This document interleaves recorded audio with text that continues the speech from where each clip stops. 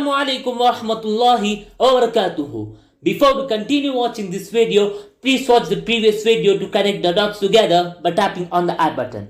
Jazakumullahu khaira. So let's get back to our topic. If you have read the hadith of Jibreel alayhi salam, we see that Jibreel alayhi salam comes to the Prophet sallallahu alayhi wasallam and the Sahaba radallahu anhum in a form of a black-haired man wearing extremely white clothes. Then asks him sallallahu alayhi wasallam, what is Islam?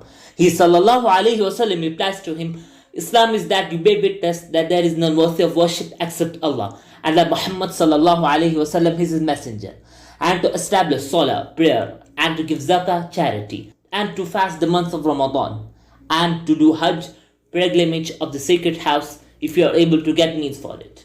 In short, there are 5 pillars of Islam. But to understand each of them in detail, please listen to this translated explanation of Sheikh Muhammad Salih al-Uthaymeen rahimahullah, which would be there in the description for you. And this would be enough for today. Jazakumullahu khaira for not wasting your time elsewhere. Assalamu alaikum wa rahmatullahi wa barakatuh.